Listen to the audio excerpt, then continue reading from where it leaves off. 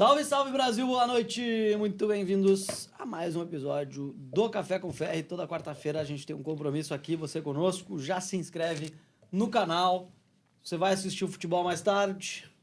Chama aquela carne da Minerva Foods, nosso patrocinador aqui deste programa. Um abraço para todo mundo, toda a equipe da Minerva Foods que nos apoia desde o começo aqui desse projeto. E também adapta.org.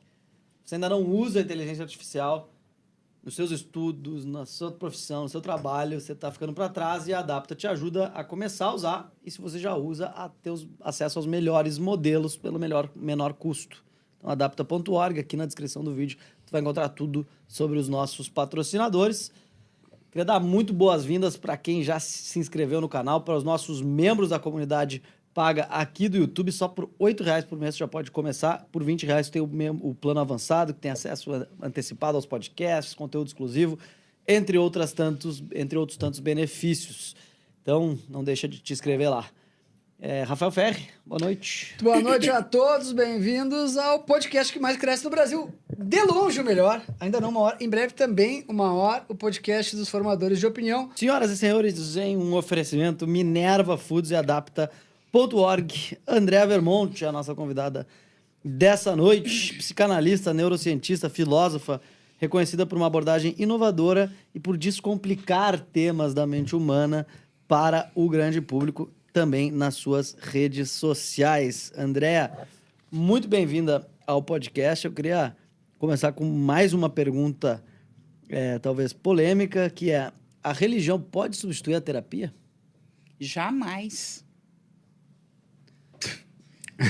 As pessoas religiosas podem ter menos propensão a algum tipo de transtorno? As pessoas Por que a religião pode mexer com a cabeça da pessoa? têm mais propensão a transtornos.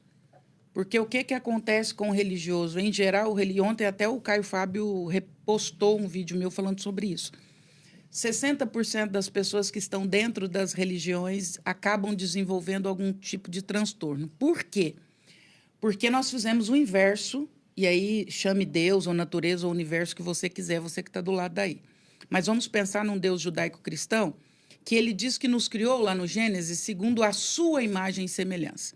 Então, nós somos imagem e semelhança de Deus, só que nós fizemos o inverso. Nós criamos um Deus à nossa imagem e semelhança. Então, não somos nós que nos parecemos com ele, nós criamos um Deus que se parece conosco. Então, é um Deus que magoa, é um Deus que tem preconceito, é um Deus que não está feliz com o nosso comportamento, é um Deus que está o tempo todo te avaliando, e é um Deus que você nunca está pronto. Você sempre está devendo alguma coisa, você está sempre aquém da expectativa desse Deus. Quando eu estou num lugar onde eu estou sempre aquém, isso gera um adoecimento psíquico.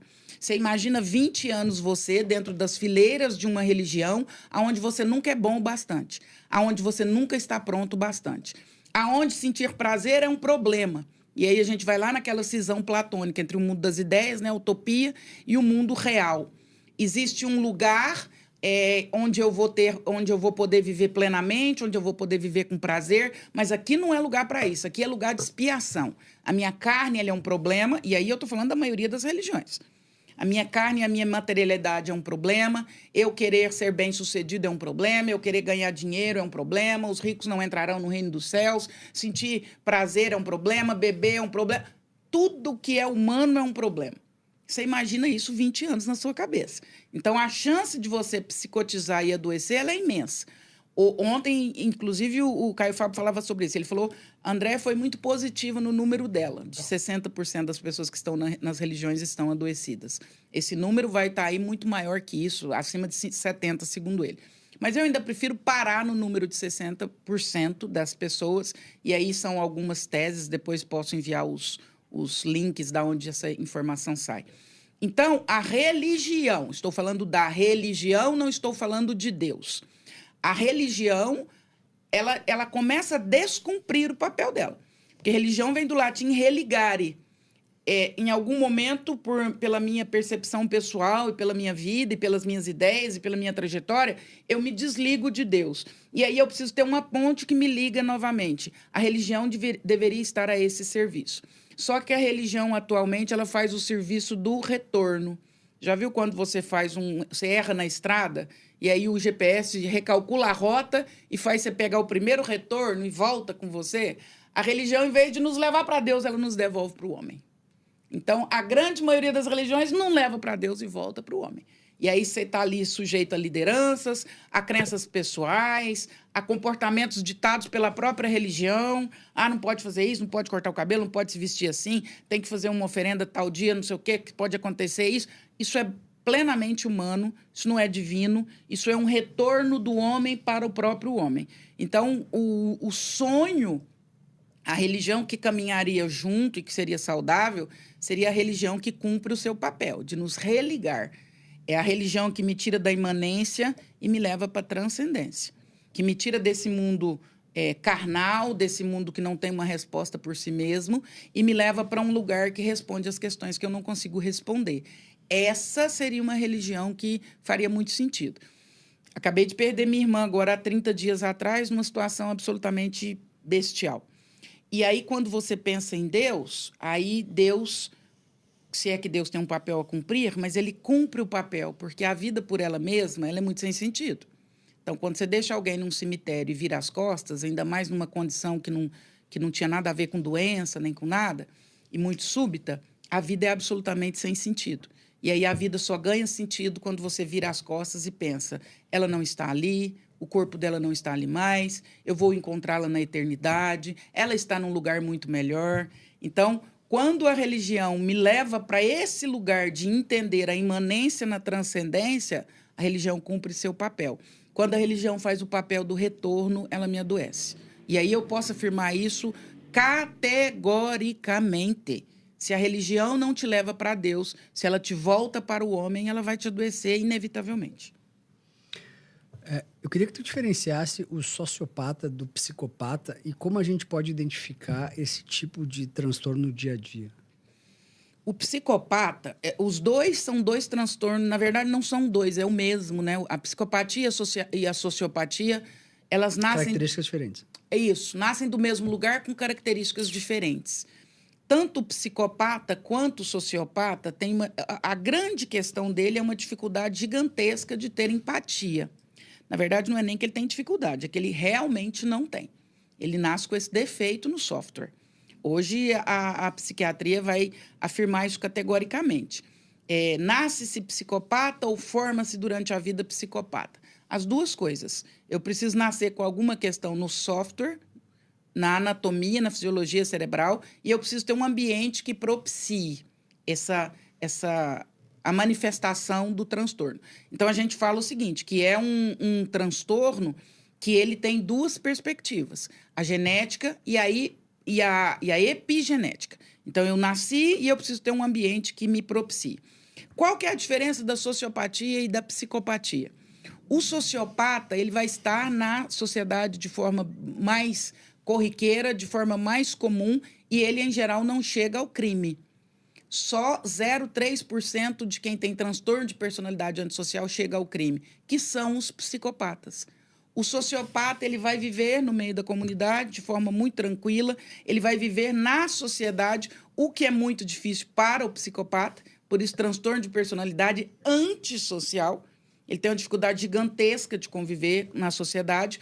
O sociopata já tem essa habilidade um pouco maior e ele vai atuar em situações de destruição não do corpo, mas de tudo por onde ele passar. Então, ele vai destruir sua carreira, ele vai destruir seus relacionamentos, ele vai destruir sua autoestima, ele vai matar do mesmo jeito, só que ele não mata o corpo.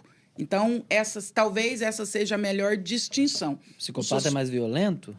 O psicopata é mais violento, mais agressivo e mais objetivo. O sociopata, ele vai conduzir isso de uma forma que lembra um pouco a empatia, mas sem ser. Então, eu diria que talvez o sociopata ele vai se demorar mais nas questões. O psicopata é mais agressivo e mais pontual. Ele tem um objetivo fixo e ele não está muito disposto a esperar esse objetivo se demorar para que ele concretize.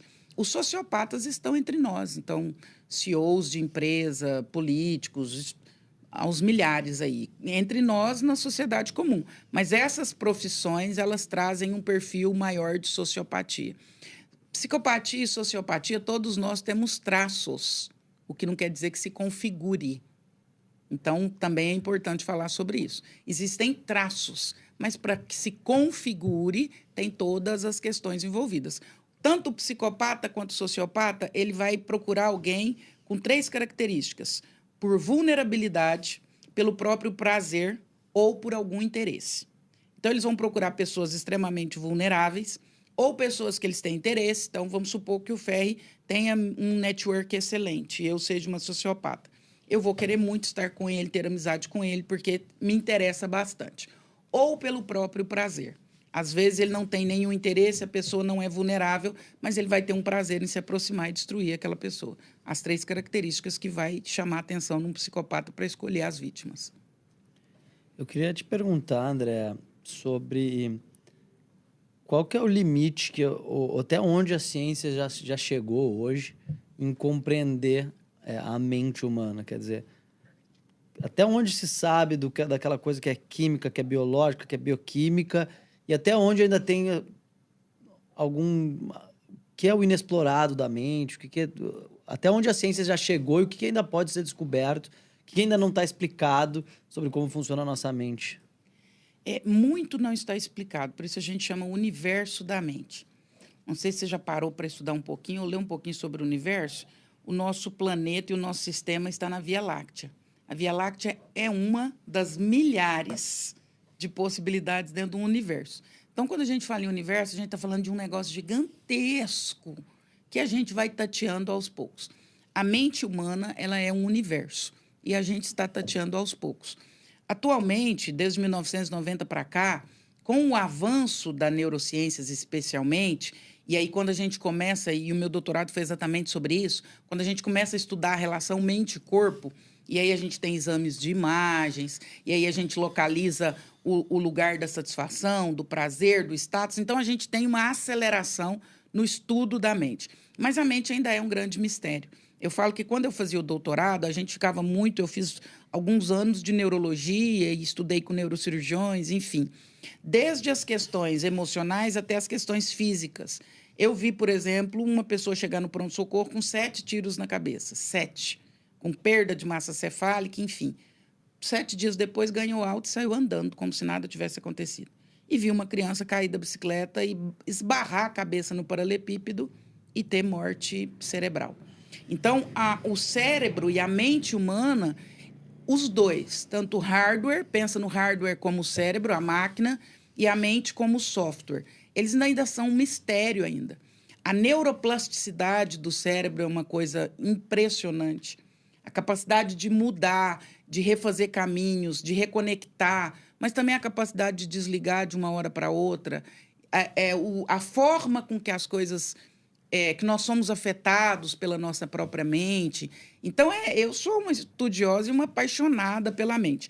Amanhã eu vou estar no CONAR falando sobre neuroinovação, né?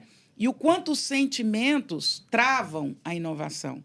O quanto algumas áreas do cérebro se estimuladas ferram com a sua empresa. Ferram, literalmente ferram.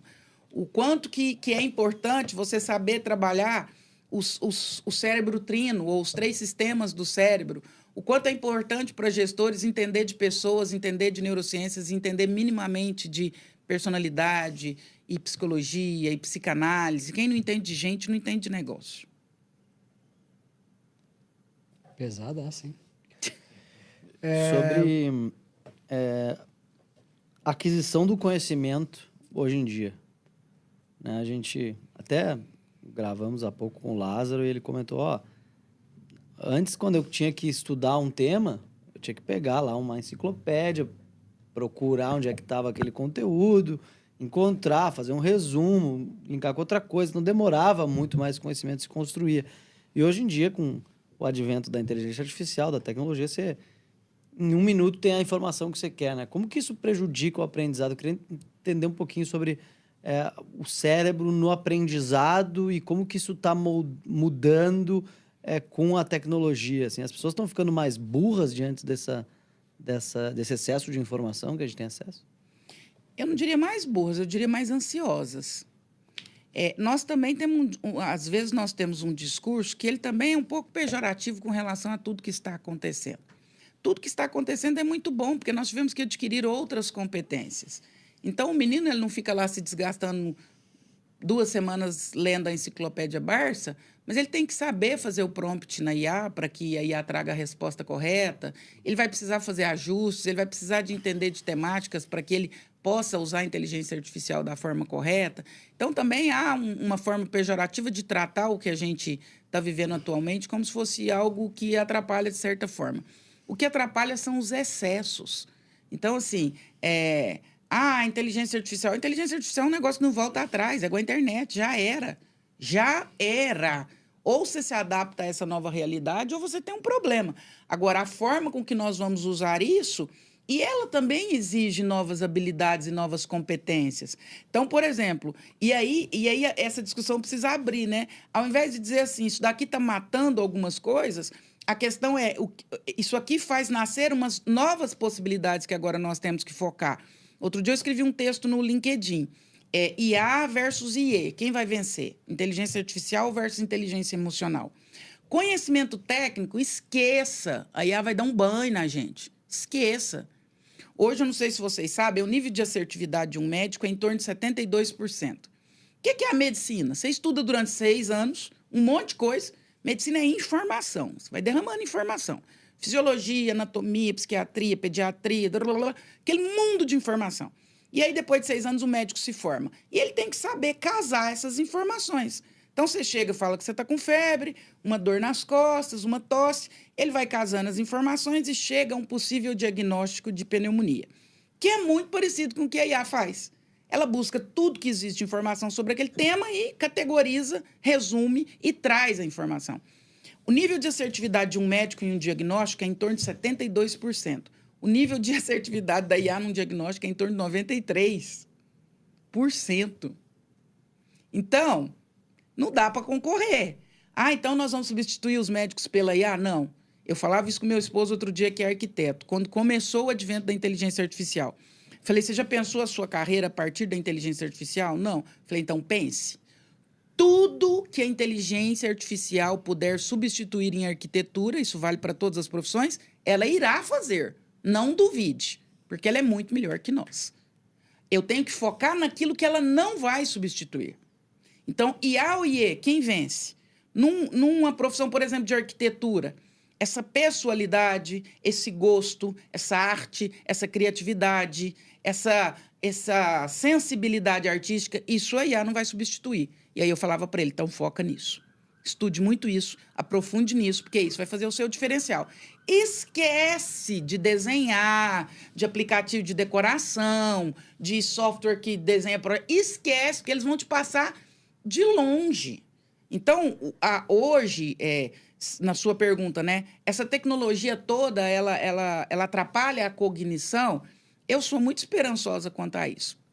Eu não acho que ela atrapalhe, se ela for muito bem usada. Eu faço muito palestras em escolas, secretarias de educação do Brasil inteiro me chamam para dar palestra. Como que nós vamos usar isso a favor da educação? Como que nós vamos usar isso a favor da criança? Não dá mais para você dar um livro e pedir a criança para ler e para pesquisar. Então, ensina ela a fazer um prompt, ensina ela a fazer uma pesquisa interessante na IA, pede para ela corrigir a IA, para ela entender se houve ali alguma distorção, e daí para frente. É usar isso a nosso favor. É uma guerra que nós já perdemos. Querer bater de frente já era. Então, respondendo a sua pergunta, isso atrapalha? Não, isso não atrapalha. O que atrapalha é o excesso de informação. Aí isso atrapalha, porque isso vai nos deixando mais ansiosos. O Sócrates falava lá 2.300 anos atrás, só sei que nada sei. Nunca essa frase foi tão real. Eu brinco que eu entro numa livraria, me dá crise de pânico. Eu tenho que pôr um Rivotril debaixo da língua. Porque eu vejo uns 1000 títulos de coisas que eu ainda nunca ouvi falar a respeito. E isso me angustia. Então, o excesso de conteúdo e de informação, ele traz essa angústia. Mas é só a gente ir entendendo, selecionando, vendo o que é importante para nós e usar a ferramenta a nosso favor. Mas a redução da complexidade dos raciocínios que são feitos, né?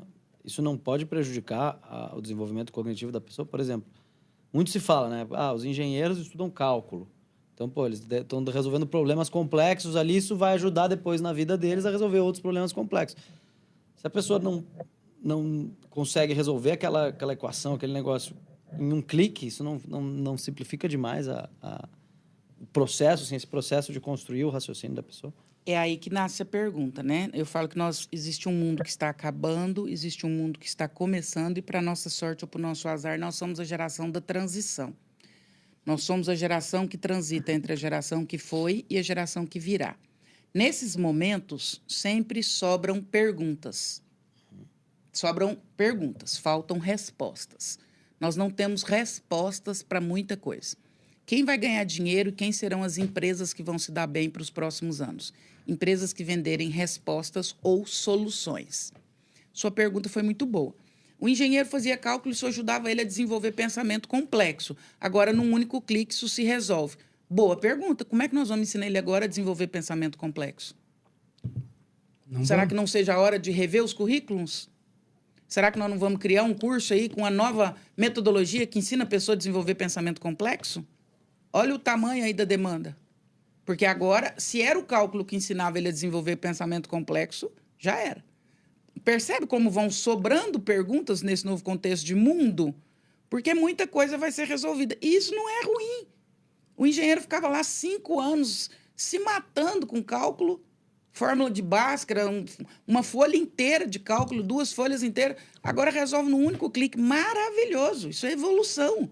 Ah, mas isso ajudava ele a desenvolver o pensamento complexo. Excelente. Eis aí um desafio para os pedagogos, para os pensadores da educação. Como desenvolveremos pensamento complexo nas pessoas a partir de agora? Tu define a adultização como roubo da infância. Quais são os sinais mais comuns que uma criança está sendo adultizada? A adultização, ela passa por um processo de colocar numa criança um papel que não é dela. Então, como que eu percebo que uma criança está sendo adultizada?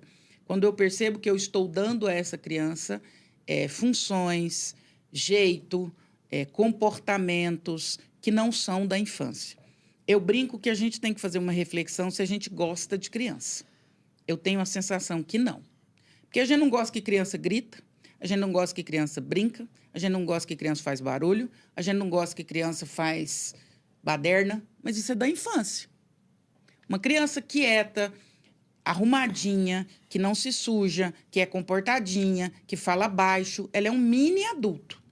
Então, os sinais de adultização não tem só a ver com sexualização, como tem sido tão falado, mas vestir uma criança como adulto, estimular na criança um comportamento de adulto. Ter educação é uma coisa, estimular um comportamento de adulto é outro.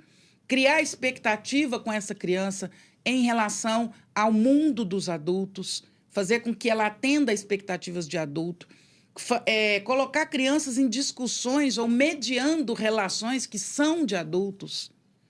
O seu pai não faz isso, mas é porque sua mãe não sei o que lá. E aí a criança fica no meio dessa história toda. Isso é um crime tão grave quanto a sexualização da criança. Quando mãe e pai colocam filho em discussão do casal, que a criança não tem condição ali de opinar ou de participar. Quando eu exponho crianças a conteúdos que não são de crianças. Então, quando você vai assistir um filme, é um sinal de adultização, escolha pela faixa etária da criança e não pela sua faixa etária. Imagens, cenas, lugares. Será que eu devo levar a criança realmente em todos os lugares mesmo? Então, eu acho que abrir uma discussão tão pertinente, porque eu acho que nós estamos repensando a infância. Uma criança em um bar, sei lá, é só uma pergunta. Não estou querendo gerar polêmica aqui, mas se gerar, está tudo bem, nós existimos para isso. Eu levo uma criança num bar e daqui a pouco centenas de pessoas estão embriagadas, estão gritando, estão falando palavrões, estão com comportamentos sexualizados. Ali é o lugar dessa criança? Será que essa criança não deveria estar em casa, dormindo, num ambiente quieto, tranquilo, quente, para que ela não adoeça? Então, a adultização ela passa por vários aspectos. Cobrança excessiva. Tem criança que é cobrada de nota na escola como um CEO de uma empresa. Precisa tirar uma nota alta, precisa performar, precisa pensar como empreendedor. Aí você vai criminalizando uma fase da vida. E o que é importante disso tudo? A infância é um território... E aí, para mim, essa é a grande questão. A infância é um território que vamos voltar a pisar a vida inteira. A psicanálise vai dizer que nós somos o resultado da nossa infância. Se eu colocar qualquer um de vocês aqui e começar a fazer pergunta, eu associo o seu comportamento atual com algum fato da sua infância. Em 2 minutos. Qualquer comportamento atual seu, eu consigo associar algum fato da sua infância. Ou seja, a nossa infância, ela é a base da casa. O que sobe para cima é o que sustenta essa base. Se nós não tivermos uma infância saudável, adequada, não adultizada, tudo que subir para cima vai vir com trinca. Parede, acabamento, telhado, você pode pôr o melhor do mundo, que não vai ser legal. Em algum momento vai trincar. Então, a infância precisa ser protegida, porque além dela ser um território que a gente pisa constantemente, todos os dias, suas escolhas, da sua namorada, da sua esposa, da sua profissão, o jeito que você educa seus filhos, a sua ambição, tudo tem raiz na sua infância. Então, além dela ser um território que pisamos constantemente, ela é a base do edifício. Se eu não faço uma boa base, eu não consigo subir o edifício. Então, eu vejo na profissão do meu esposo, às vezes ele fala, essa base sustenta 2 andares. Essa base só sustenta uma casa térrea. Ou seja, a partir da base eu defino todo o restante do projeto. E não há o que fazer. Depois da base ser para casa térrea, você não sobe uma casa de 2 andares. Já era. Nem com muita terapia. A terapia vai te ajudar a reelaborar, a sofrer menos, a não parar no trauma, a se ressignificar, mas você vai voltar sempre naquele lugar e vai ter que se esforçar sempre para sair daquele lugar. Nunca vai ser natural. Tu acha que o Felca, ele fez aquele vídeo ultra polêmico para ajudar realmente as crianças ou para ganhar audiência? Ah, com certeza para ajudar. Eu acho que o Felca não precisa mais disso. E o preço que ele está pagando, eu teria estado com ele no domingo, cheguei até a ir à casa dele e conversar, enfim. O preço emocional de tudo que ele está pagando seria muito caro para simplesmente a audiência. Que conselho tu daria para os pais que acham bonita essa história de as crianças se portarem como adultos? O conselho que eu daria para os pais é que os adultos são eles, então eles é que precisam assumir esse papel. Hoje nós vivemos uma sociedade que adulto brinca de criança e criança é obrigado a ser adulto. Nós temos adulto com bebê reborn com chupeta na boca. E nós temos criança obrigada a se comportar fazendo podcast de mini empreendedor. Isso é uma palhaçada e uma inversão de papéis. Os pais precisam se envergonhar disso, se colocarem no seu lugar de pais e de mães e se responsabilizarem. Quem é responsável pela sua briga com a sua esposa é você, se coloque nesse lugar. Quem é responsável pela sustentabilidade da sua casa é você, se coloque nesse lugar. Que consequências emocionais e comportamentais a adultização pode trazer? Só para a gente fechar esse tópico. Milhares. Você vai criar uma criança com uma expectativa extremamente alta e isso pode gerar insegurança. Isso pode gerar ansiedade. Você vai, se a criança é adultizada por participar do relacionamento dos pais, você pode um futuro adulto que vai ter dificuldade nos seus próprios relacionamentos. Se você sexualiza uma criança cedo, com certeza e absolutamente com certeza, ela vai desenvolver problemas com a própria sexualidade no futuro, desde problemas de transtornos específicos até uma grande dificuldade de se relacionar com outras pessoas, uma sexualização muito cedo. Eu digo que são crianças adulteradas. Aquelas crianças que estavam com Ítalo são crianças adulteradas. O que é adulterar? É quando você compra alguma coisa e o lacre está rompido. Arrebentou com o lacre. Não há garantia de que o produto mais seja original. Crianças originais, eu até arrepio quando eu falo disso, porque esse é um tema que mexe muito comigo.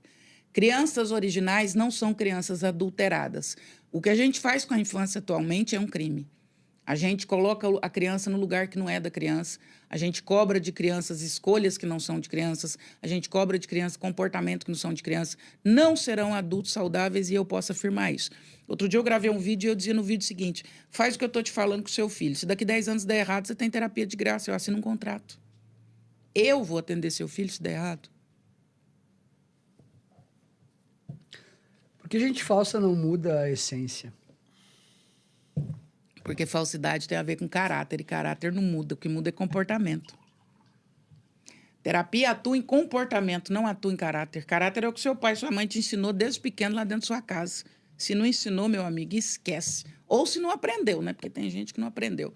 Eu, Andréia, não acredito em mudança de caráter. Uma vez Uma vez sem caráter para sempre. E a pessoa falsa, o que ela vai fazer? Ela vai mudar a performance. Ela vai mudar a persona, né? No teatro grego, persona era aquela roupa que você carregava e se transformava em outra pessoa.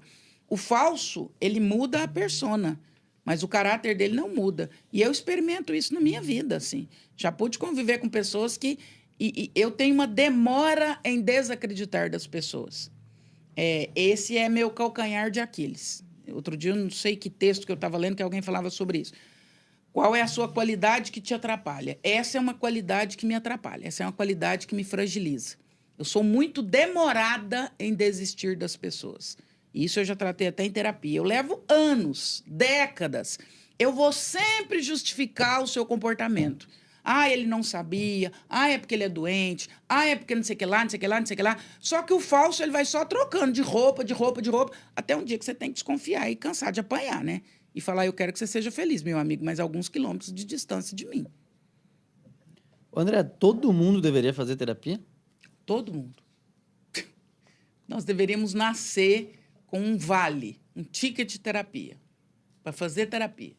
É igual você me perguntar se todo mundo deveria tomar banho ou se todo mundo deveria comer. Eu não ouso dizer que eu não preciso de terapia, porque toda hora surge um BO. Toda hora surge alguma coisa que eu não sei lidar. E eu preciso ter alguém com uma visão de helicóptero para me dizer assim, olha, vai por esse caminho aqui, que esse caminho é melhor. Vocês atuam muito com a área financeira e são consultores financeiros. O cara, às vezes, ele está lá com maior grana, está imerso naquilo tudo, mas ele não consegue enxergar os melhores caminhos. E vem um consultor de fora e otimiza, fala, olha, se você fizer isso, isso e isso, você vai ter muito maior rentabilidade. A terapia é esse olhar de helicóptero que vai te ensinar outras possibilidades, vai te dar outras vias. Eu acho condição sine qua non, eu acho imprescindível. Eu acho que todo mundo deveria ter o direito de fazer terapia. E quem que deve fazer terapia com um psicólogo? Quem que deve procurar um psiquiatra? O psiquiatra não faz terapia. Tem vários psiquiatras que fazem psicoterapia, né? Ele faz um atendimento psicoterapêutico. Há uma diferença entre psiquiatra, psicólogo e psicanalista. O psiquiatra vai ouvir a sua demanda para que ele saiba como te medicar. Então, ele vai atuar na sua demanda. Agora, se ele atua como psicoterapeuta, ele não está atuando como psiquiatra. Ele tem duas funções. Ele é psicoterapeuta, e tem mesmo. Tem psiquiatra que especializa em TCC, outros em psicanálise. Então, ele é um psicanalista. Então, ele é um psiquiatra e psicanalista. Mas essa divisão ela é importante. O psiquiatra ele vai ouvir as suas queixas para que ele entenda qual a química está disfuncional e te medique. O psicólogo atua em comportamento, o psicanalista na raiz do comportamento. Então, o psicólogo vai atuar na folha da árvore, no tronco, no que está acontecendo. Cortar a folha, ver o que está acontecendo, tirar as pragas. O psicanalista vai lá na raiz e entender por que a folha está murchando. Não adianta tirar a folha toda hora, pôr fertilizante, se eu não entendo por que tem lá um problema lá na raiz. Então, o psiquiatra vai medicar, vai ouvir de forma psicoterapêutica para medicar. Ah, mas ele é psiquiatra e psicoterapeuta. Então, ele desenvolveu outra habilidade. E está tudo certo, isso não é um problema. O psicólogo vai atuar no comportamento, o psicanalista na raiz do comportamento. E como que a pessoa sabe qual profissional procurar? Em geral, quem vai te encaminhar para o psiquiatra é o seu terapeuta, ou o seu psicanalista, ou o seu psicólogo, ou o seu psicoterapeuta. Hoje, no Brasil, essa função ela tem várias perspectivas e está tudo bem. Eu acho que tem que ampliar mesmo. Eu acho que a concorrência ela é muito saudável. Tem colegas que querem morrer. Para mim, está tudo bem. Eu acho que a concorrência ela é super saudável. Em geral, o psicoterapeuta vai te encaminhar para o psiquiatra quando ele entende que a questão já não perpassa mais por comportamento, mas já é uma questão de disfunção química. Ou um outro médico vai te encaminhar para o psiquiatra. É difícil alguém que fala, eu vou no psiquiatra sozinho. Tem, mas é mais raro. Em geral, você vai por algum encaminhamento. Porque aí você já está falando de uma ciência mais... de uma demanda mais específica. É como ir ao endocrinologista. Alguém tem que te falar, fulano, é hormônio isso aí que você está passando. Busca um endócrino. É dieta que está precisando. Aí você já... Ô André, não sei se é uma percepção minha, mas eu queria te perguntar. Efetivamente, cresceu muito mais o número de diagnósticos de transtornos de déficit de atenção e hiperatividade do que o número de transtornos efetivos de déficit de atenção e hiperatividade, ou não? Ou efetivamente a sociedade, o mundo fez com que tivesse uma quantidade absurda maior de pessoas com esse transtorno em 2020 vis-à-vis 1990? Sei lá. As duas coisas aconteceram. O nosso contexto de mundo, ele facilita esse tipo de transtorno.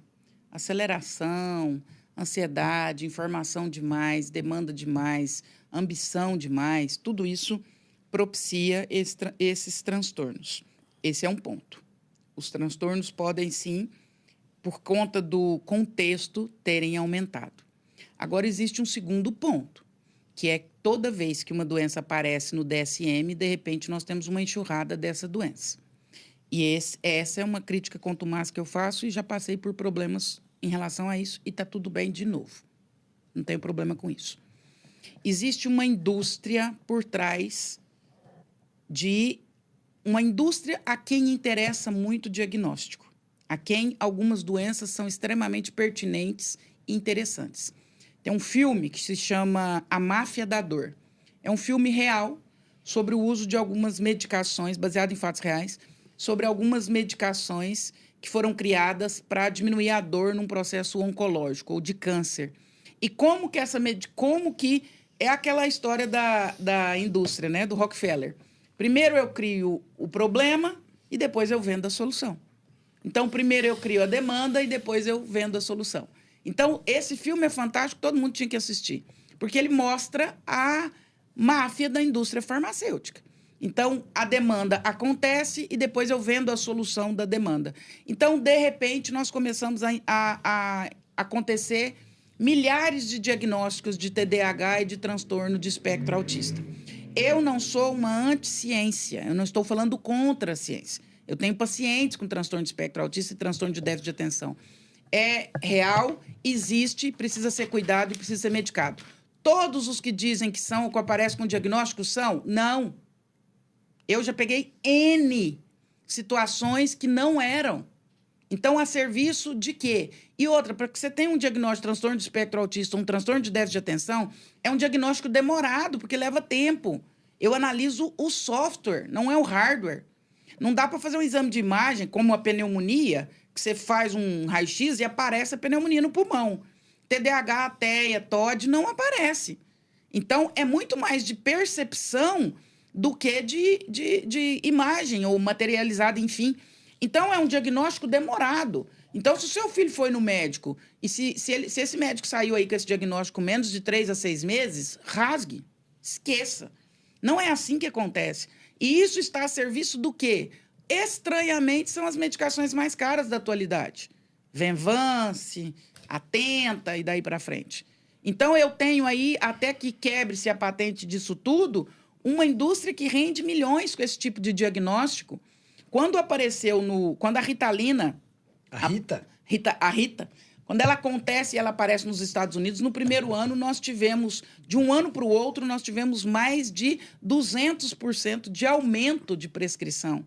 Não é possível que surgiu tanta gente assim com transtorno de déficit de atenção e hiperatividade. E aí eu falo com pesquisas, eu falo com dados, eu falo com convivência. E eu falo com pessoas que já recebeu propostas de indústrias para que eu pare de falar sobre isso. Então, eu não devo estar falando besteira. E quais são os riscos de uma pessoa que não tem um transtorno de déficit de atenção se medicar com essas drogas da produtividade, usar a Venvanse para trabalhar mais? Quais são os riscos que essa pessoa corre? Você corre N riscos. Primeiro, os riscos fisiológicos. Porque é como a testosterona. Se você começa a tomar testosterona sem precisar, seu corpo para de produzir, porque ela está vindo de fora. Então, ele entende que ele não precisa mais produzir. Ali eu já tenho uma questão, porque o meu corpo deixa de fazer aquilo de forma natural. Então, se eu começo a tomar alguma medicação para esse tipo de transtorno, o meu corpo começa a mudar a química dele. O nosso corpo funciona por homeostase, em tudo. O corpo sempre busca o equilíbrio. Então, se você bebe vinho todo dia, o seu corpo fala assim, fígado, vamos nos preparar e gerar toxinas para que a gente dê conta desse vinho, haja visto que o vinho agora faz parte do nosso corpo. E aí o fígado começa a produzir toxina para dar conta do vinho, para equilibrar. São toxinas, conteúdo hepatotóxico. Mas tudo bem, o corpo está buscando equilibrar, porque senão ele morre, ele não está preparado para o álcool diariamente. Então, ele começa a gerar toxinas para que o meu fígado dê conta.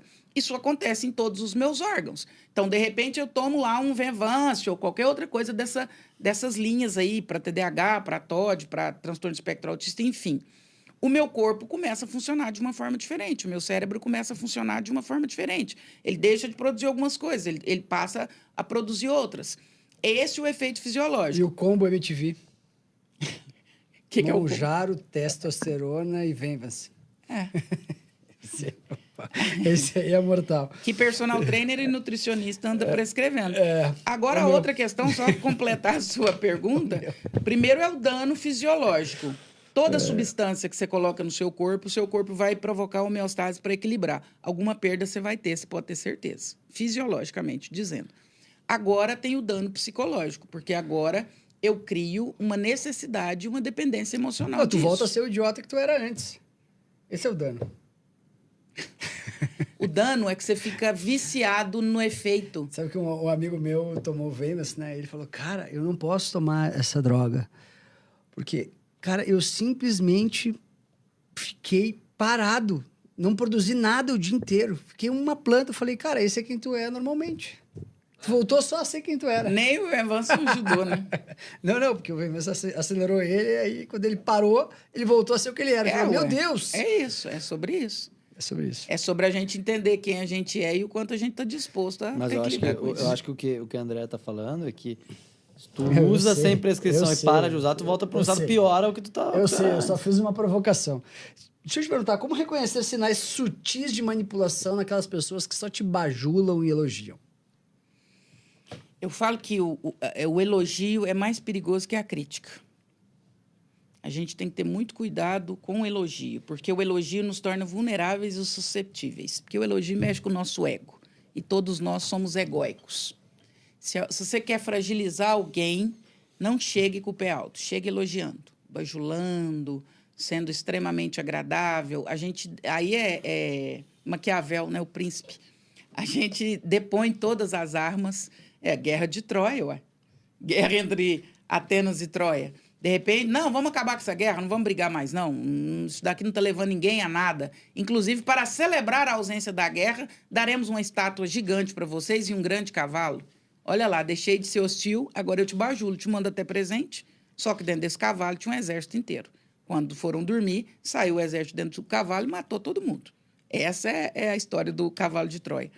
Então, quando Ulisses muda a perspectiva e a estratégia, ele ganha a guerra. Ulisses dava tiro, aspas, né? Não existia pólvora. Ulisses fazia o que tinha que ser feito. Estava guerreando ali.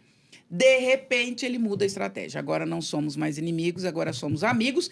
Inclusive, eu vou te presentear, de tão gentil que eu sou. Aí, o inimigo depõe as armas, fragiliza, fica vulnerável, relaxa, e aí você está extremamente sujeito ao que pode acontecer. Nós somos muito mais vulneráveis a uma crítica, a um elogio, do que uma crítica. Se alguém te critica, ele te coloca em estado de alerta. A sua amígdala hiperativa. Olha o quanto isso é neurociências. Eu sou apaixonado nesse negócio. Nós temos o cérebro trino, né? Nós temos o cérebro reptiliano, que é responsável ali pelas nossas reações, o nome já diz, reptiliano. Nós temos o límbico, que é responsável pelas nossas emoções, e o neocórtex, que é responsável pela nossa razão. Os três não funcionam juntos, funcionam de forma simultânea. Se você está em um, você não está em outro.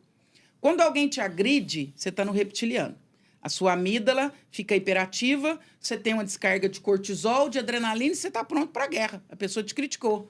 Você está pensando em responder, você está pensando o que você vai fazer, você está no reptiliano. Se alguém te elogia, você vai para o límbico. Você fica bonzinho, emocionado, você fica vulnerávelzinho. O neocórtex não está funcionando, a sua razão não está funcionando. E aí, dali para frente, é só para trás. Por isso que o Cafajeste faz tanto sucesso? Sim. E o psicopata também. O psicopata jamais vai chegar em você agressivamente. Eu vou mudar a pergunta, então, só para te gerar um corte aqui. Cortes Paiva.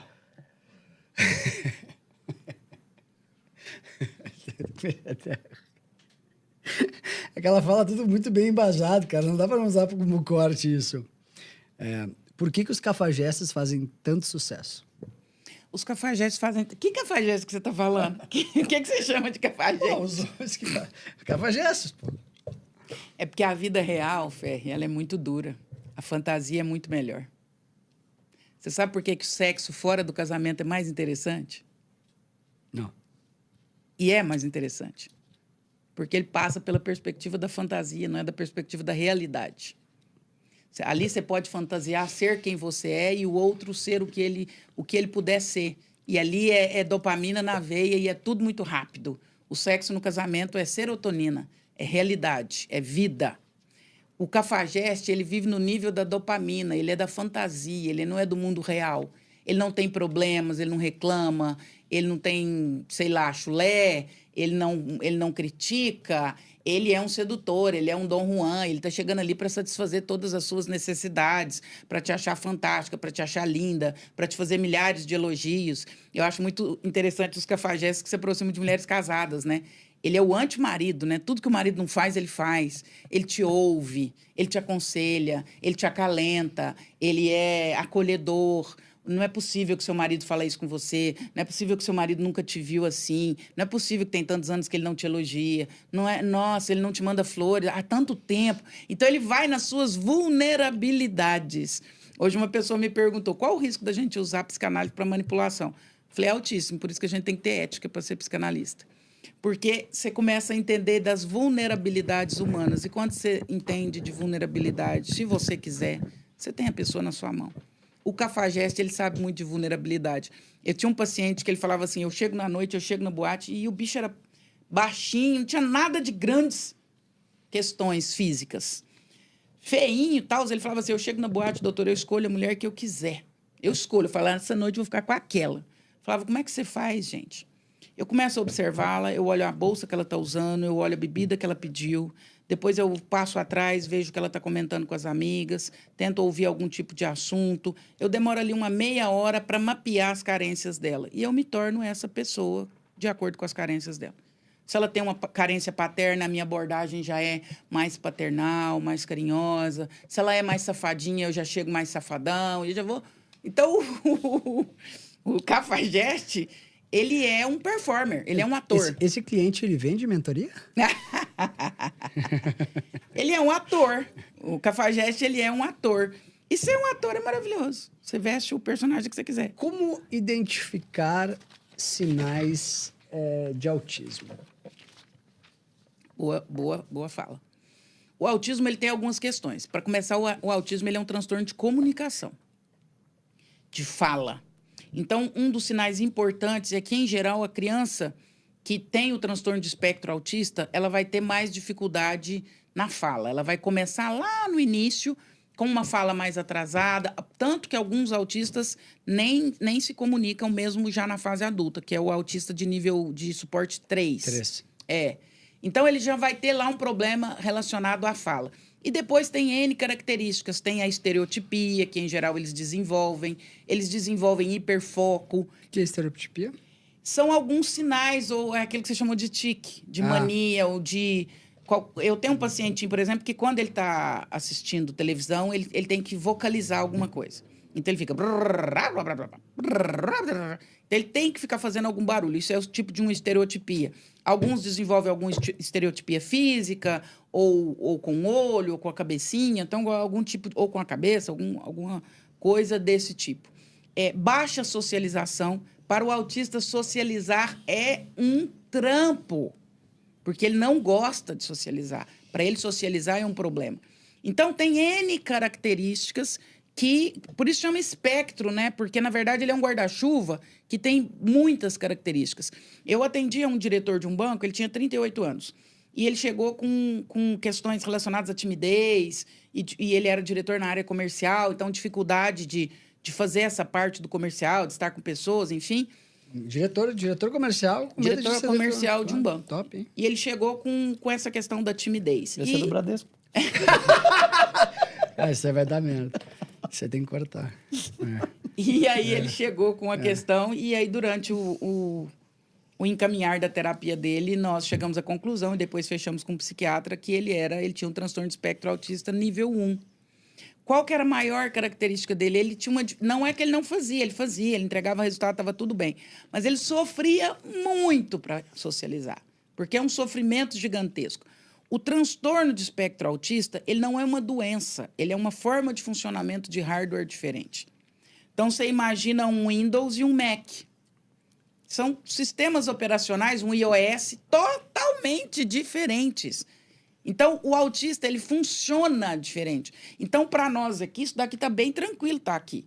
Para ele, isso daqui é um trampo, isso daqui é um sofrimento, a luz incomoda, o olhar das pessoas. Não é que ele está doente, é que o cérebro dele funciona diferente.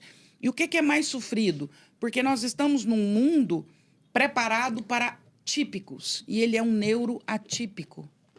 Então, o nosso mundo foi desenhado para não é pessoas normais, porque o autista não é anormal, e nem o TDAH é anormal, mas eles são neuroatípicos. O funcionamento cerebral deles passa por outra instância. É um Android e um iOS.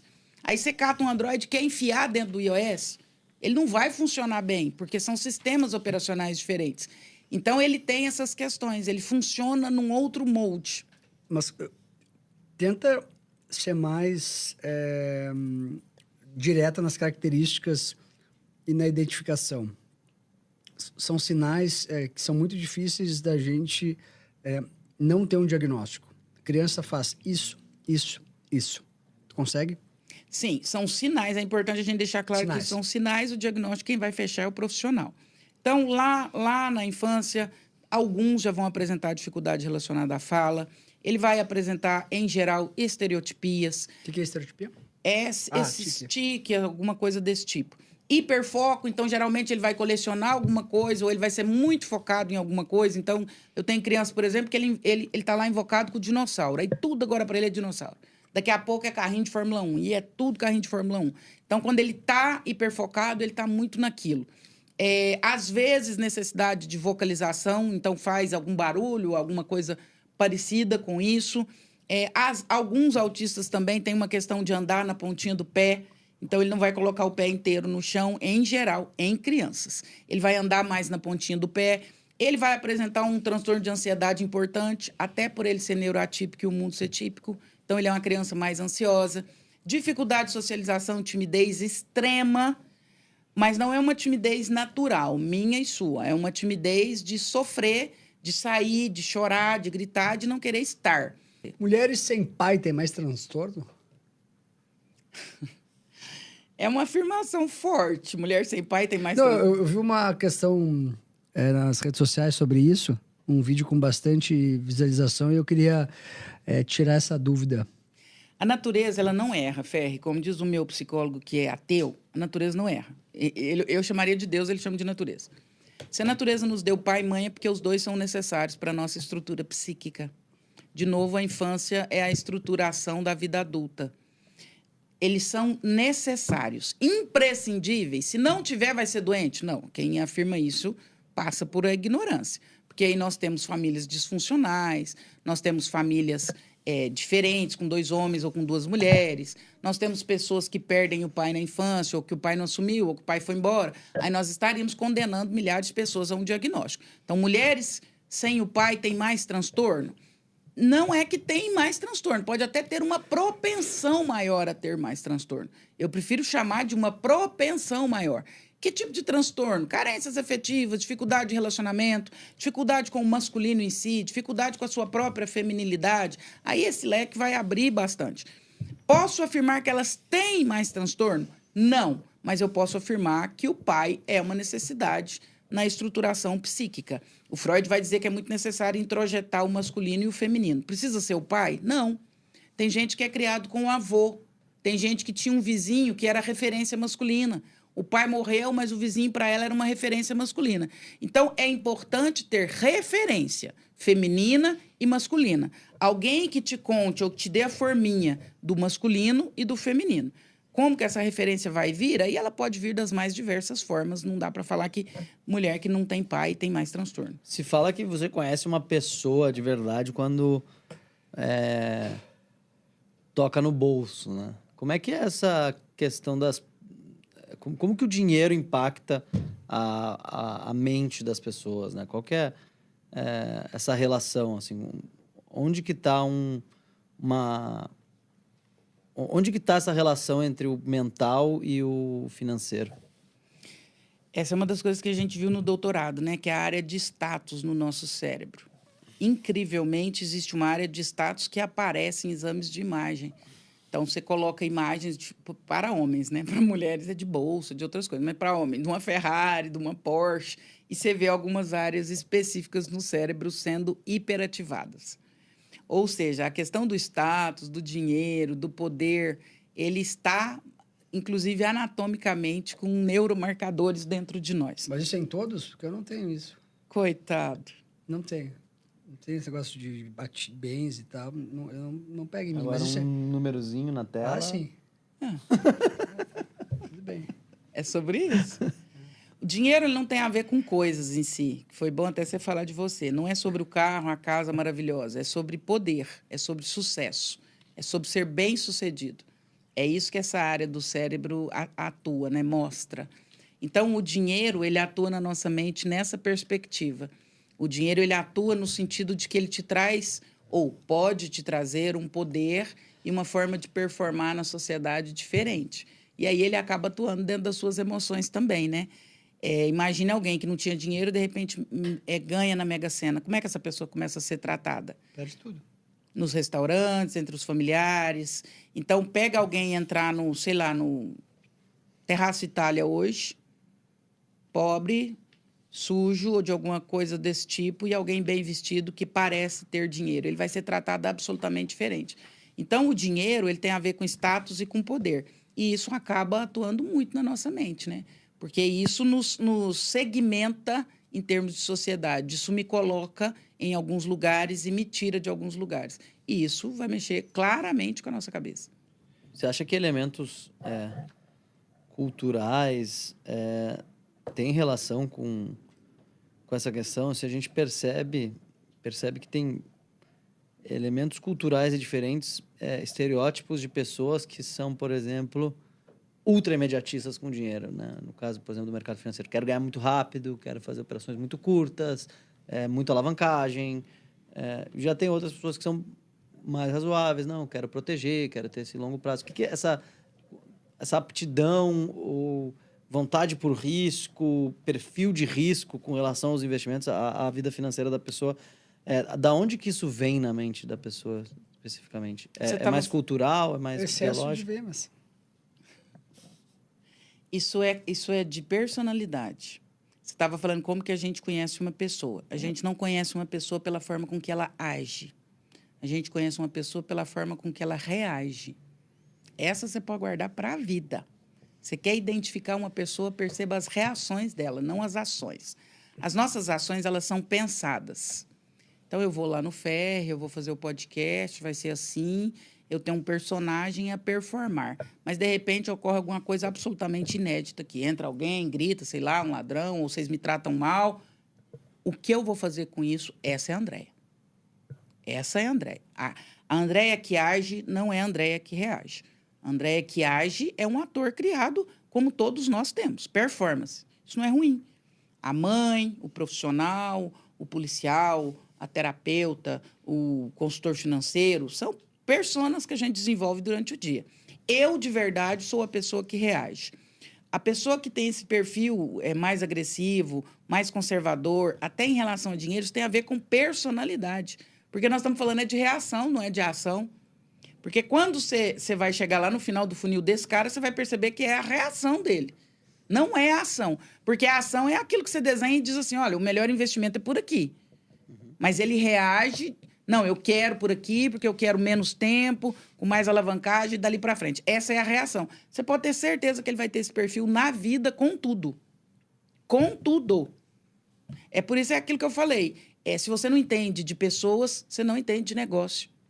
Hoje, o ativo mais caro é conhecimento humano. Você quer ter um bom gestor? Ele precisa entender muito de gente. Por que entender de negócios... É imprescindível entender de gente, porque cliente é gente, funcionário é gente, CEO é gente, Todo mundo que está envolvido num negócio, numa empresa, é gente. Então, você não entende nada de negócio se você não entender de gente. No mercado financeiro, você vai perceber que esses caras que querem investimentos mais agressivos são pessoas extremamente ansiosas. Estou errada? Tem um pouco Pode de ser ter relação. uma correlação, sim. Começa a perceber. Positiva e não desprezível. Começa a perceber. Deixa eu te perguntar, o que o excesso de telas pode causar em uma criança? N problemas. Hoje nós já temos transtorno psiquiátrico por excesso de tela.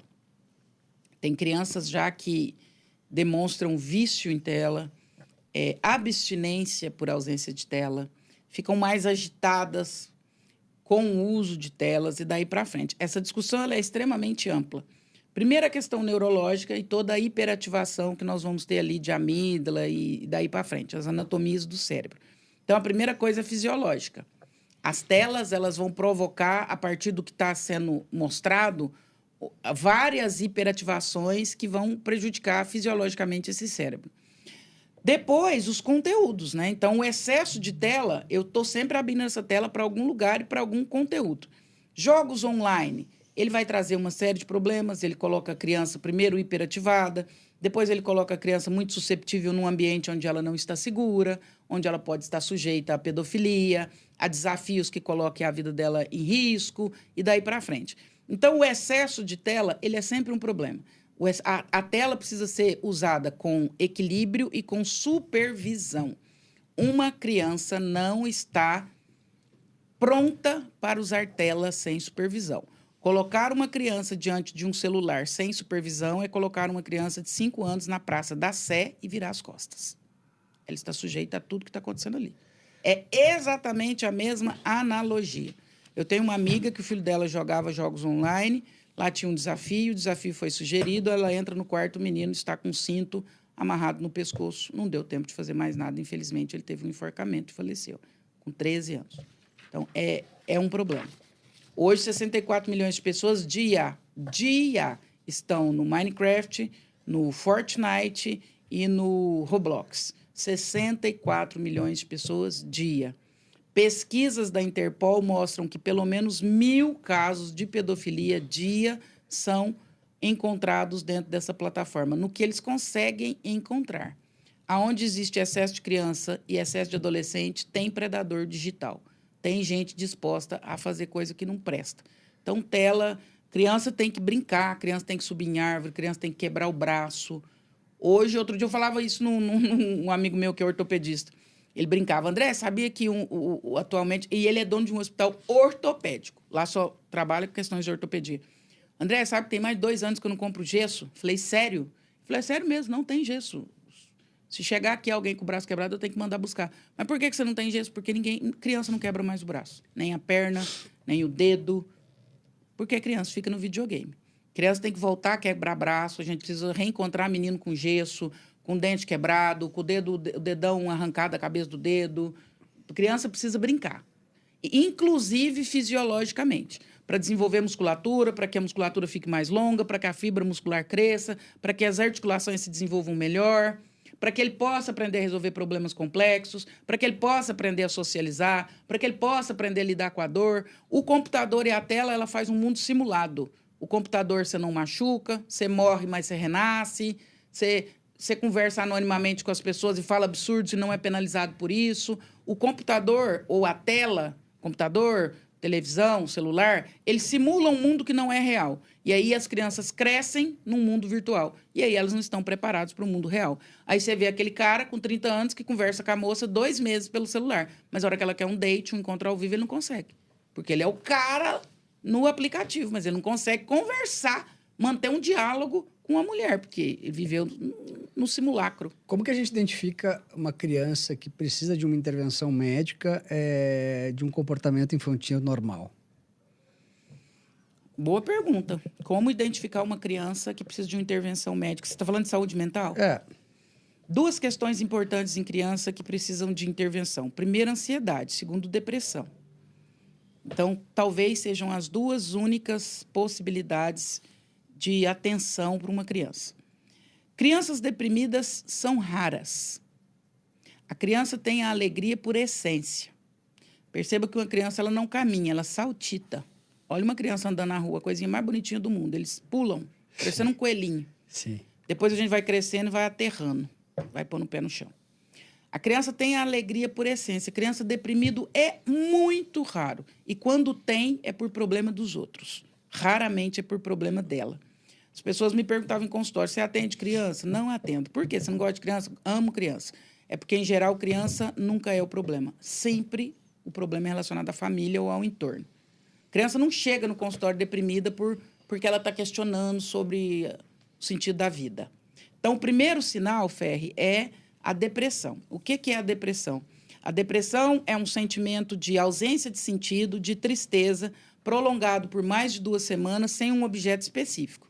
Menino está tristinho porque perdeu a avó, tá tudo certo. Menino está triste do nada. E isso se prolonga, já tem mais de 2 semanas, 3, 4, 1 mês. Não tem um objeto específico, não aconteceu nada, mas ele denota uma tristeza, uma ausência de planos, uma ausência de sonhos, não quer brincar, não quer se relacionar. Isso, red flag, acende aí um sinal para a gente. Essa criança pode estar com transtorno depressivo, é importante levar um profissional de saúde. Segundo, ansiedade. Já a ansiedade, infelizmente, já é uma coisa muito mais comum da gente ver nas crianças. As crianças, elas já estão ansiosas da barriga. Parece que elas já nascem ansiosas.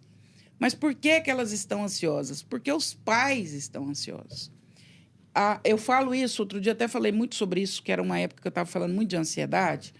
Nós temos 2 sistemas no nosso cérebro, o simpático e o parasimpático. O parasimpático é o da calma, é o zen, é o que nós deveríamos estar durante todo o dia. Um avião decolando, tranquilo. Decola, pousa, tudo certo. Mas lá tem escrito, caso ocorra algum problema, quebre essa manivela, quebre a janela. Aquele é o sistema de urgência do avião. Vai cair máscara, vai despressurizar a cabine, o diabo a 4. Um monte de coisa vai acontecer. Ali é o sistema simpático, é o sistema de urgência do avião. O parasimpático é o sistema normal do avião. Graças a Deus, eu já fiz milhares de voos, nunca vi ninguém quebrando trem, despressurizando. Graças a Deus, comigo nunca aconteceu. O que eu estou querendo dizer? Que o normal de um avião é voar bem, voo de cruzeiro sem nenhuma intercorrência. O anormal é o sistema de urgência do avião. Nós nascemos e deveríamos permanecer no parasimpático, que é o sistema que nos deixa bem, tranquilos, trabalhando, com a respiração tranquila, sonhando, vivendo. O simpático é o nosso sistema de urgência. Chegou um ladrão, pôs um revólver, você está no carro com a sua esposa, você precisa reagir rápido. Ou você vai acelerar, ou você vai ficar tranquilo, você vai acalmar todo mundo. Ou aconteceu um negócio, você foi para o lugar, capotou o carro. Você precisa tirar as pessoas de dentro do carro, chamar o SAMU. Esse é a urgência. Esse é o simpático. Ali ocorre uma descarga de cortisol, de adrenalina, enfim. Só que o que está acontecendo? Nós estamos vivendo no simpático, que é a ansiedade. Eu vivo em estado de emergência o tempo todo, como se alguma coisa estivesse para acontecer. Alguma coisa muito séria e muito grave. Esse é o transtorno de ansiedade. Eu estou o tempo todo com muito cortisol, com muita adrenalina dali para frente. As crianças já estão ficando ansiosas da barriga, porque os pais já estão ansiosos. Essa criança já nasce, com muito pouco tempo ela começa a desenvolver um sintoma de ansiedade. Doutora, quais são os sintomas de ansiedade? Oncofagia, morder unha, é sintoma de ansiedade. Arrancar pedacinho o tempo todo de cutícula é sintoma de ansiedade. Dificuldade para dormir. Excesso de peso, come demais e você percebe que não é por fome, é uma fome que é uma fome emocional. Todo gordo é ansioso? Todo gordo é ansioso? Boa pergunta. Eu diria que jogar todo mundo no mesmo buraco é muito difícil. A maioria das pessoas obesas tem um transtorno de ansiedade importante. A fome natural, ela não engorda. Porque a gente come para existir e sobreviver. A gente não come para engordar, a gente não come por excesso. Se nós não fôssemos ansiosos, eu chegaria em qualquer lugar e eu tomaria 3 taças de vinho, seria maravilhoso. Eu já provei o vinho, eu já senti prazer, eu já matei a minha vontade e tá tudo certo. Mas eu vou tomar uma garrafa e eu vou tomar a segunda e se você me apertar, nós vamos manter na terceira. Então, o excesso, ele não aponta para a saúde, ele aponta para o desequilíbrio. Então, em geral, a grande maioria das pessoas obesas pode ter um transtorno de ansiedade importante. Doutora, como é que a senhora afirma? 0 a 100, quantos por cento? Pelo menos uns 90. Como que você afirma isso? A maioria. Você não é gordo, você é só ansioso. Ansioso. Aí, pô. Aí. Antes das canetinhas, os remédios para emagrecer eram o quê?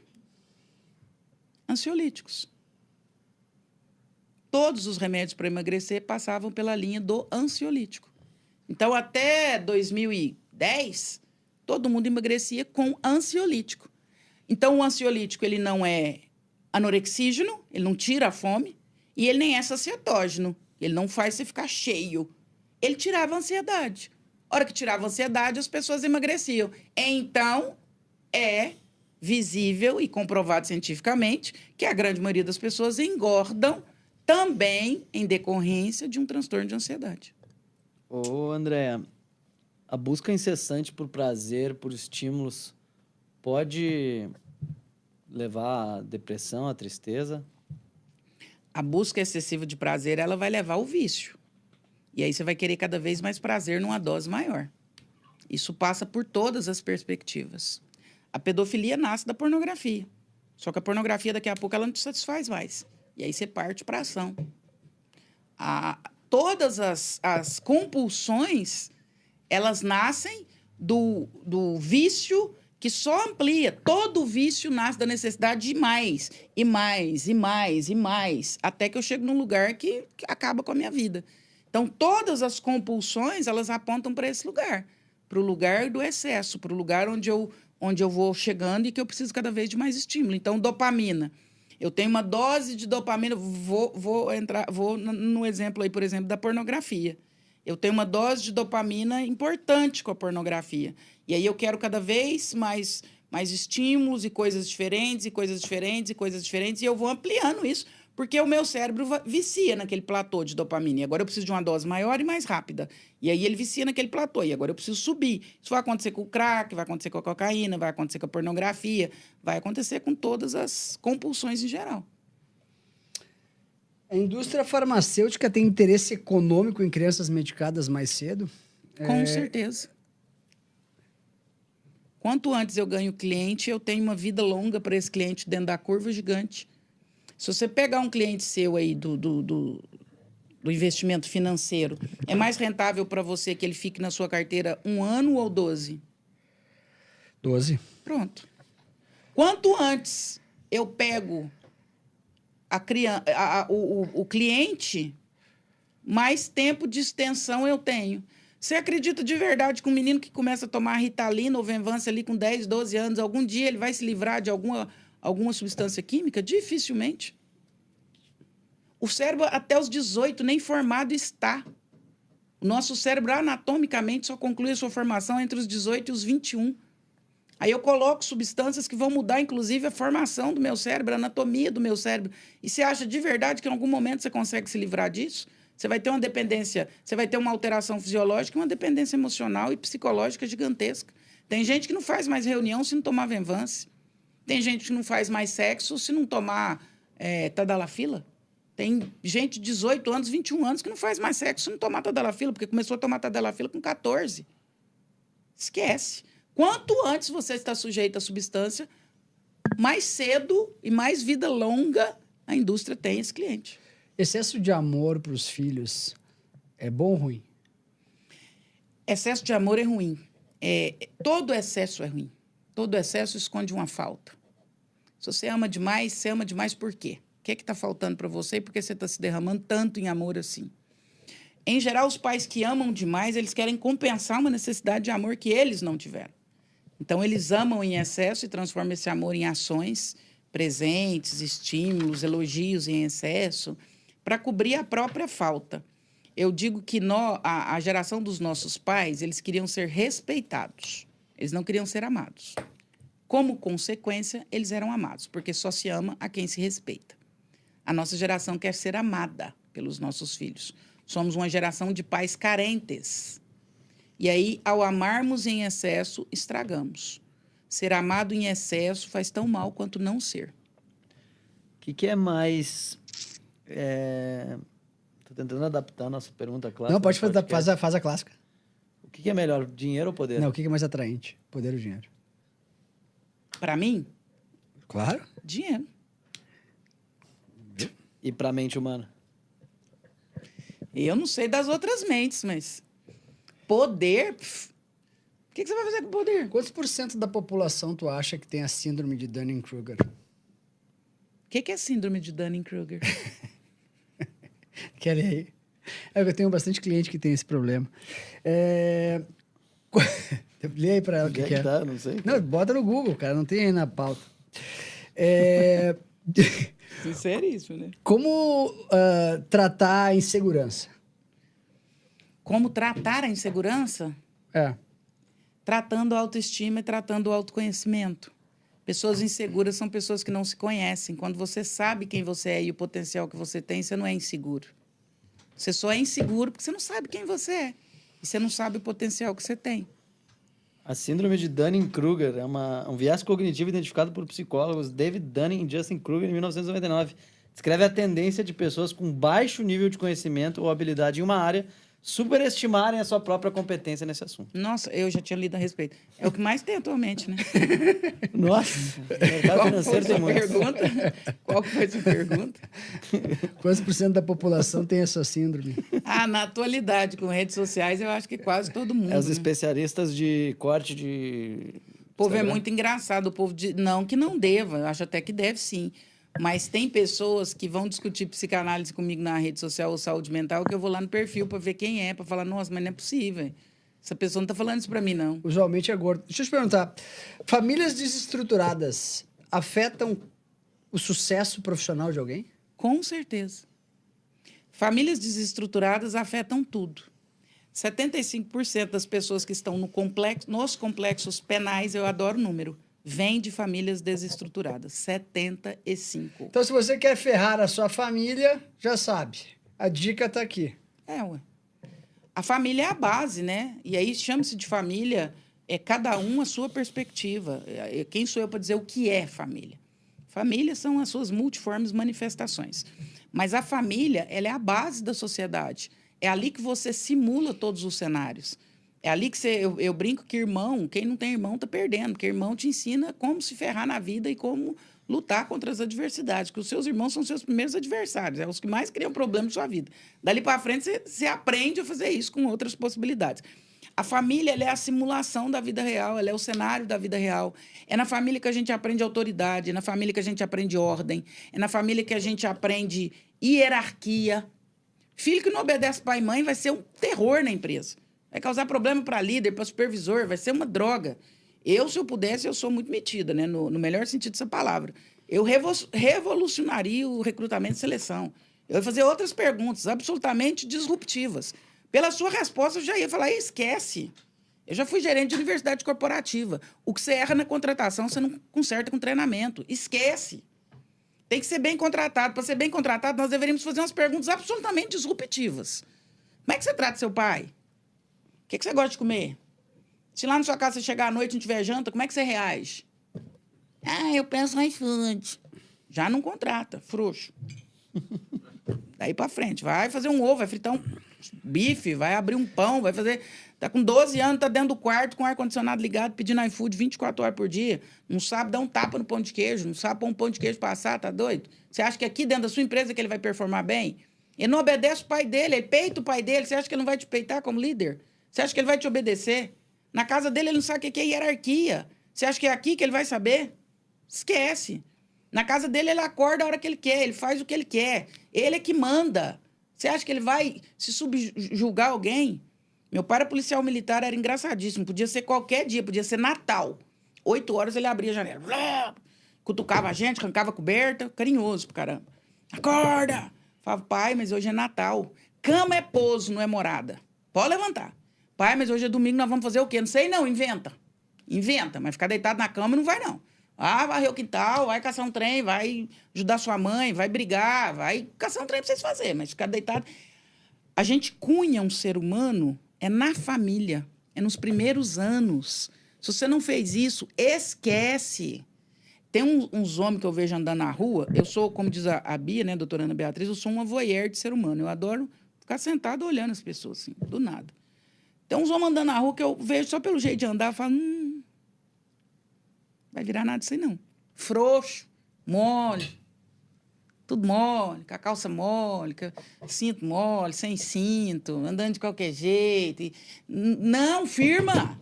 Firma a coluna, senta direito, come direito. Isso tudo a gente aprende em casa. Cala a boca, que quem manda sou eu. Não vai por quê? Porque não. Cala a boca, eu gosto, essa é boa. Eu amo calar a boca. Amo mandar calar a boca. Menina, eu acho perfeito mandar calar a boca. Hoje em dia tem uma doença forte nas redes sociais que está pegando toda a juventude, a comparação. Eu queria que tu falasse um pouco sobre isso. As pessoas, elas estão doentes por causa da comparação. Só existe comparação quando eu tenho algo para comparar. Isso é o fenômeno das redes sociais. Tem um mestrado de uma psicóloga da Unicamp que ela mostra o advento das redes sociais e como aumentou a depressão das pessoas. Porque você está lá, você formou em direito.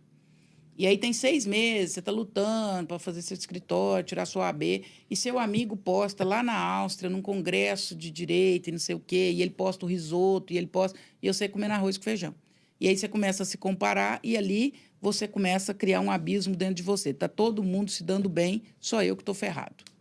Então, a rede social, ela permite esta comparação, porque ela abre uma janela de um mundo diante de mim. Então, eu vou pegar ali mulheres da minha idade, 48 a 50 anos, aí eu vou seguir aquela bolha. Aí eu vejo aquelas mulheres viajando, eu vejo os maridos delas maravilhosos. Aproveito para fazer um convite formal à Silvia Braz aqui, porque eu gostaria de morar na vida da Silvia Braz. Que vida! Não é? Então, tem algumas vidas que... Não é? Quem é a Silvia Braz? Você é uma influenciadora. Tem alguns maridos perfeitos, com os corpos maravilhosos, daí para frente. Aí você vai fazendo comparação. Se a gente não tem comparação, se você não tem referência, não tem comparação. E às vezes a própria conquista da pessoa acaba parecendo menor, né? Assim, a pessoa, puta, nunca viajou, daí, pô, vai pro Rio de Janeiro, super legal. Daí ela entra no Instagram e tem alguém, puta, tá na Itália. Depois eu vou lá, caramba. Eu, até Que 7 merda, anos Rio de de Janeiro. vida, eu era a pessoa mais feliz do mundo. Nós morávamos num bairro em Uberlândia, que era uma fazenda. Essa fazenda foi loteada e meu pai comprou o primeiro terreno. Diga-se, periferia, favela de Uberlândia. E nós morávamos lá, e nós 6 filhos, brincávamos, comíamos o que plantava no quintal. Então, tinha dia que era arroz com couve, aí na época da cenoura, na horta era só cenoura, na época da beterraba era só beterraba. E a gente brincava, tinha fruto no quintal, e fazia, acontecia, e éramos muito felizes. Um dia, minha mãe foi me matricular na escola e a diretora fez lá um teste e falou com a minha mãe, falou, Dona Maria, ela é muito inteligente, é uma dó para colocar ela em escola de periferia. Matricula ela na escola do centro, tinha essa estigma. Lá o estudo é mais forte, vai ser muito melhor, ela vai se desenvolver bem. Ali começa a minha tristeza. E é real isso que eu estou falando, isso não estou criando um cenário, não. Porque no dia que eu entrei na escola do centro da cidade de Uberlândia, eu descobri, por comparação, que eu era pobre. E que eu não era tão feliz quando eu imaginava. Então, os meus colegas tinham brinquedos fantásticos que eu não tinha. Os meus colegas iam para a praia todo final de ano. Os pais dos meus colegas buscavam eles de carro e eu ia a pé. Os pais dos meus colegas tinham tênis e eu ia de chinelo. Eu não comprava livro e todo mundo tinha livro. E a professora dava aula para quem tinha livro, não era para quem não tinha livro. E as mochilas eram mochilas maravilhosas. E a minha era um saco, um embornal. Ali, por comparação, eu descubro que eu sou pobre. Eu nunca esqueço de uma professora de francês.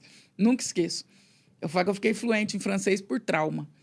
A professora estava lá ensinando francês e aí ela falou que queria uma mochila, que era para alguém pegar uma mochila que ela ia ensinar a falar mochila em francês. E eu peguei o meu embornal. Sabe o que é embornal?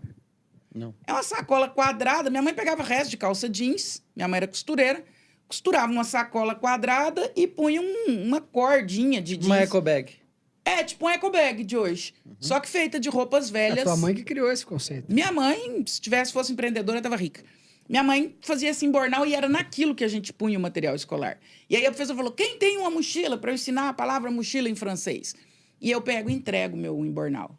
Aí ela levanta o embornal na frente da sala e fala, qu'est-ce que c'est? Aí todo mundo, uma mochila. Ela fala, não. C'est un sac. Isso é um saco. Até ali eu achava que eu tinha uma mochila. Naquele dia eu descobri que eu carregava meu material escolar no saco. Para que toda essa história? Para te contar que a gente só é infeliz porque a gente tem aonde comparar. O inverso vale também. Então, ao invés de comparar para cima, compara para baixo. 90% dos brasileiros ganham 90% dos brasileiros ganham menos que R$ 1.800 por mês. Nós fazemos parte dos 10% mais ricos. 72% fazem apenas uma refeição por dia. Se você faz mais de uma, você participa dos 30% mais ricos. Então, quer comparar? Compara para baixo. Olha quem tem uma vida mais simples que a sua, que essa comparação, em vez de te adoecer, vai te elevar. Isso chama princípio de realidade. Às vezes os meus filhos reclamam e às vezes até eu reclamo. Hoje eu estava na correria toda da minha vida e entrando no elevador eu dei uma respirada e falei, Deus, eu não tenho por que reclamar, eu só tenho por que te agradecer. Sobra trabalho, sobra oportunidade. Eu preciso olhar para baixo. Se eu olhar para cima, vai ter sempre alguém melhor que eu. E talvez essa vida aí que a gente fica comparando nem seja tão boa assim. Vai lá viver dentro daquela vida da internet para ver se ela é boa. Superproteção dos filhos é bom ou ruim? É péssimo. Você cria pessoas frágeis. A superproteção, ela fragiliza. O filho precisa ser protegido, não super protegido. André, como eu sei o limite? Tudo que ele pode já fazer sozinho por ele, ele tem que fazer. Se ele já sabe amarrar o tênis, ele precisa amarrar. Não é a mamãe dele que tem que amarrar. Se ele já sabe comer sozinho, ele precisa comer sozinho. Não é a mamãe dele que tem que dar comida na boquinha dele. Se ele já sabe escolher a roupa, e daí para frente. Superproteção é diferente de subordinação. Subordinação é estar subordinado ou debaixo da ordem. E eu vou tirando da ordem à medida que ele sabe ordenar-se sozinho. Então, ele já sabe se comportar. Então, quem ordena sobre isso é ele. Ele já sabe escolher a roupa. Quando eu hiperprotejo, eu não enxergo esse time. E aí eu tenho um homem de 30 anos que ainda liga para a mãe e pergunta, mãe, vou levar minha esposa para jantar, onde eu levo? Mãe, eu vou para uma reunião, que roupa eu coloco?